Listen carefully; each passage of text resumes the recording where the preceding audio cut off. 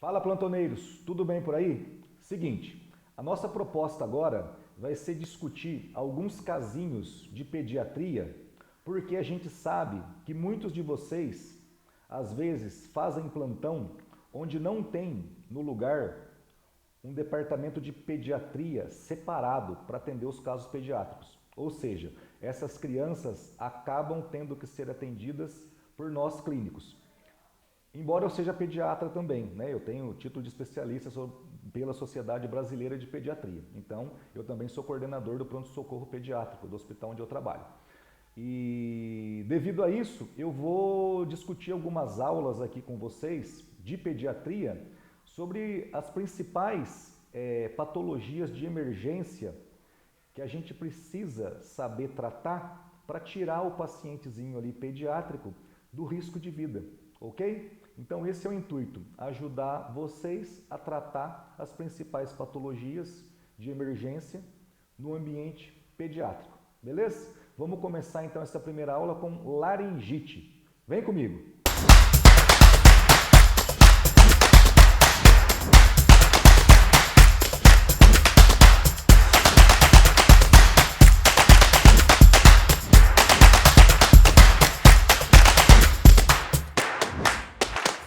É isso aí, moçada. Então, vai chegar para a gente lá um paciente com laringite. Veja comigo aqui nesse primeiro slide. Como que se apresenta esse paciente com laringite, né?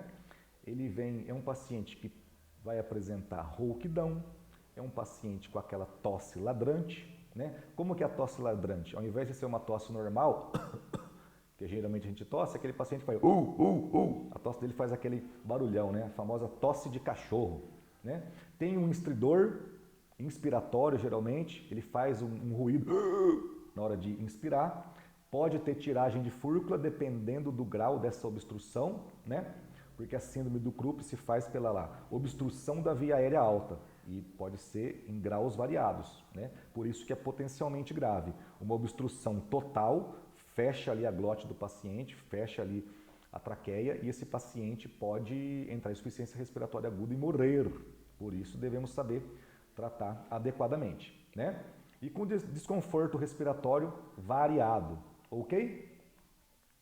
Como que se apresenta esse paciente? Então é aquele paciente que está com laringite, está com essa tosse ladrante, com estridor inspiratório, né? Porque é restrito à laringe. Os sintomas principais são a tosse, o estridor e a rouquidão, como a gente já falou, né? Ele pode ter uma historinha pregressa de um resfriado comum, é um paciente que estava com uma febrinha, estava com uma coriza, estava com uma tosse normal, até mais ou menos 10 dias com esse quadro de gripe, de resfriado comum. Após isso, o paciente pode desenvolver o quadro de laringite, né? O que faz piorar essa tosse, né?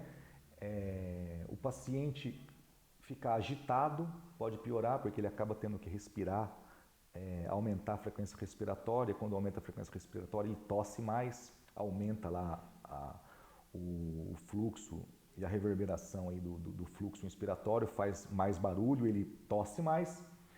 O período noturno, porque diminui o corticoide, e o decúbito, porque predispõe a aumento do edema ali da região laríngea e piora o quadro de obstrução, né?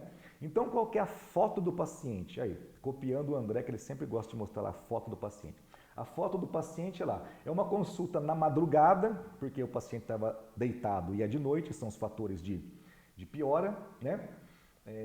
Um pacientezinho de 3 meses a 3 anos de idade, ela pode acontecer até 6 anos de idade, mas geralmente é um pacientezinho ali com 2, 3 anos de idade que chega pra gente.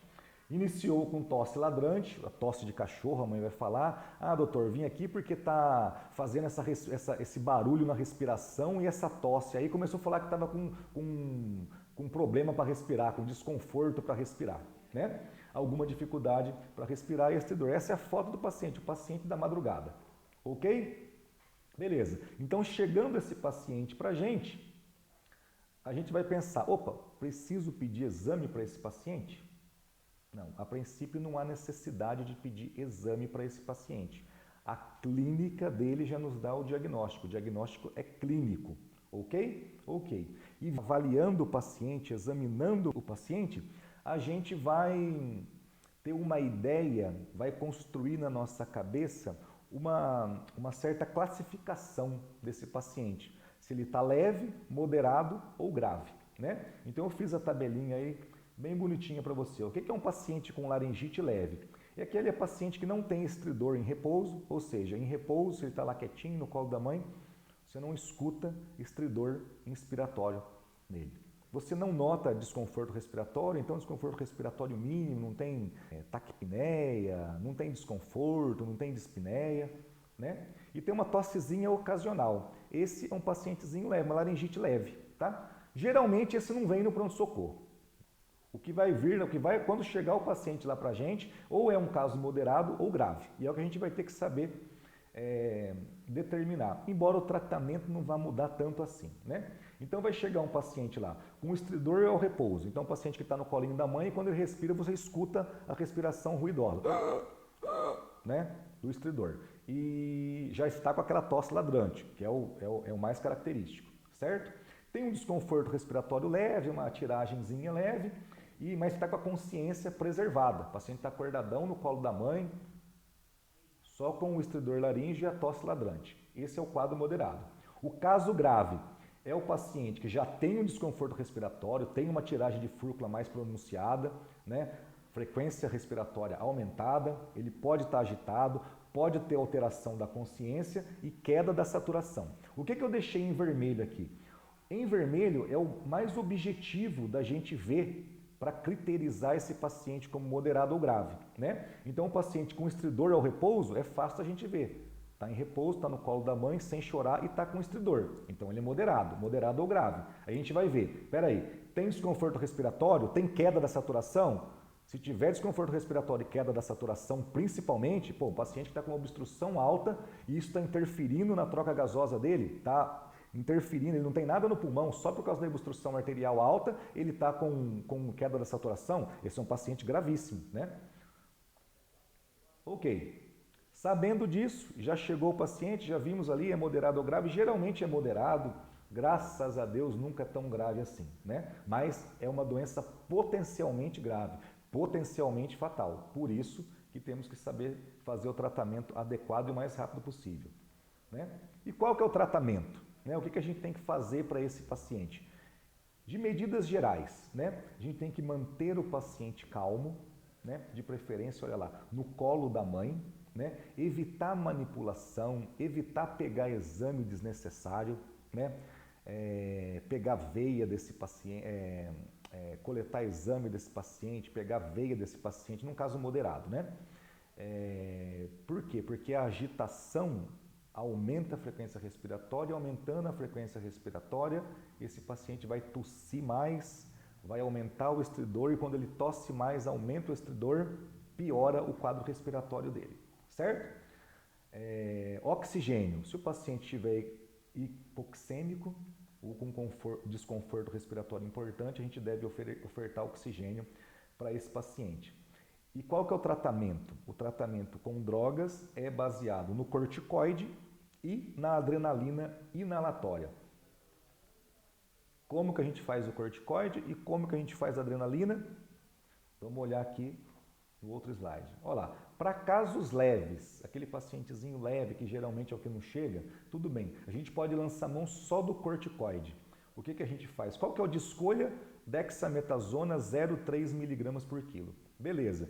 No caso leve, os estudos também mostram que a gente pode lançar mão da prednisolona, né? 1 mg por quilo VO, do xaropinho padrão, diluição padrão que tem atualmente no mercado, o peso dividido por 3. 10 quilos, 3 ml, fechou a história. Na prática, você pode carregar um pouco a mão? Pode, você pode fazer ali 1,5 mg a quilo para esse caso, né? Pode chegar ali em 10 quilos, 5 ml, essa dose de ataque. E depois manter esse corticoide aí 3 a 4 dias para casa. Mas geralmente não são os casos leves que chegam. Geralmente a gente vai ter que fazer o corticoide mais a adrenalina inalatória, certo? E como que a gente faz? Aí, para os casos moderados, a gente vai fazer a dexametasona, o corticoide, 0,6 mg por quilo IM, intramuscular, né? Para casos moderados. O que diferencia o tratamento do moderado e para o grave é que no grave a gente pode aventar a via intravenosa para o paciente da dexametasona na mesma dose, 0,6 mg por quilo, né? Inalação com adrenalina, como que a gente faz? Na diluição da adrenalina, para a apresentação da adrenalina 1 para 1000, 0,5 ml por quilo, né? Podendo chegar até 5 ml.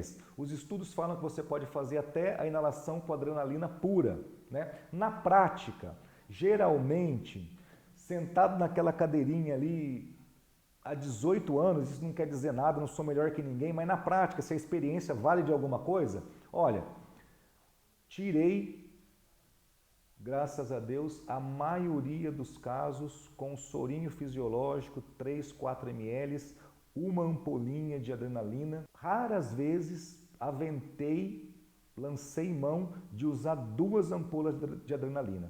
Como que eu faço na prática?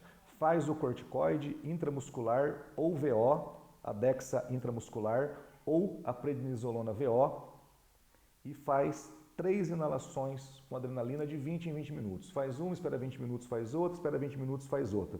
Com sorinho fisiológico 4 ml, uma ampolinha de adrenalina. Se achar que o paciente está com muito estridor, soro fisiológico 3 ml, adrenalina 2 ampolas. É mais que suficiente para tirar a maioria dos casos de laringite daquela crise aguda. E depois que fizer isso, vamos deixar esse paciente de observação de livro 4 horas, por quê? Porque após passar o efeito da adrenalina, ele pode ter um rebotezinho, voltar com o estridor, e a gente sabe que esse corticoide, tanto VO ou oral, vai demorar o mesmo tanto para fazer efeito, ele pode demorar aí de 4 a 6 horas para fazer efeito, porque é ele que vai diminuir ali a inflamação e diminuir o edema, né?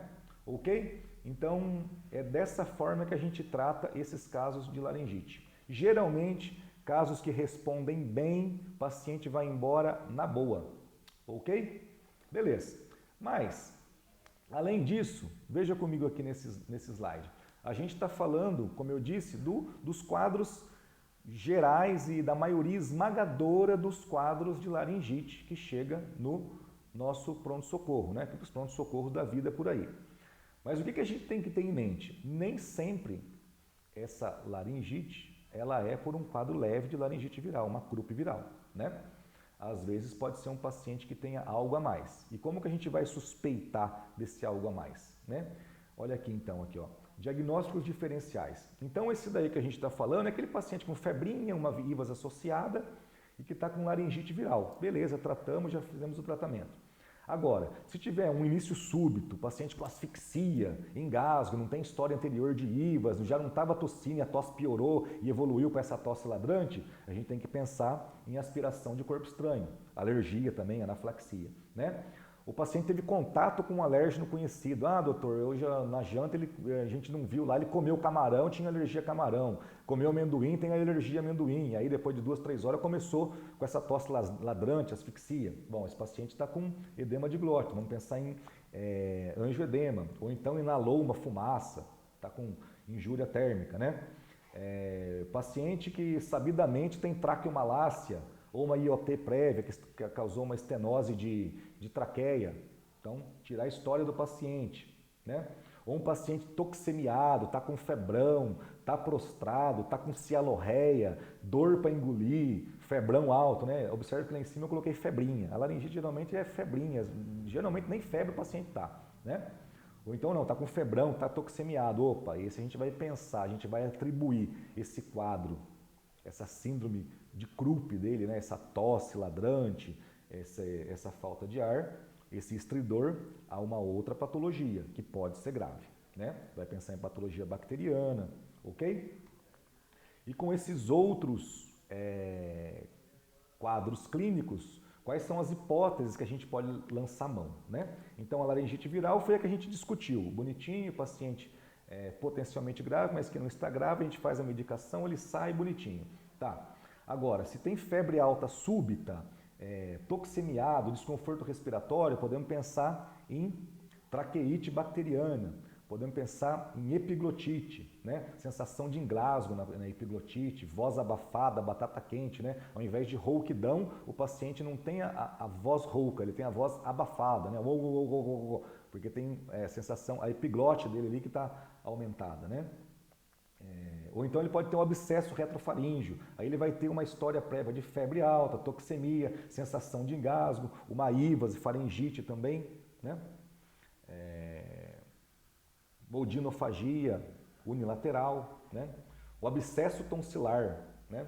É um paciente que tem essa complicação aí também, pode ter sensação de engasgo, dor unilateral, odinofagia unilateral, né? Uma amígdala ali aumentou, ficou muito grande. E o paciente também chega com voz abafada, não chega com rouquidão. Esses pacientes são diagnósticos diferenciais daquele paciente com estridor, que esse não é a laringite viral simples, que a gente vai ter que pensar no tratamento para melhorar o estridor e a obstrução, mas também vamos ter que pensar em internar esse paciente para instituir uma terapia de antibiótico para esse paciente e deixar a observação porque ele é potencialmente mais grave, ele pode piorar. Ok? Critérios de alta para aquele nosso pacientezinho lá que a gente tratou com laringite. Então, o paciente está com ausência de estridor, ausência de hipoxemia, cor normal, não está mais escorado, cianótico, né? Nível de consciência normal, a gente já fez o corticoide para ele, e os cuidadores estão bem orientados do que eles têm que fazer em casa e quais os fatores de piora, caso houver, que eles têm que voltar para o pronto-socorro. E quais os critérios de internação? Se o paciente tiver toxemiado, como a gente acabou de discutir, né? Isso fala a favor de uma croup bacteriana e não viral, aí nesse caso a gente precisa de internar o paciente para fazer o tratamento adequado. Se o paciente estiver desidratado, com dificuldade de ingerir líquidos, se ele tiver estridor ainda ou desconforto em repouso após o tratamento, a gente fez todas as medidas, o paciente continua com estridor, continua com desconforto respiratório, né? O que é a minoria, e não teve a resposta adequada ao tratamento que a gente instituiu ali naquela primeira hora. Beleza? É isso aí.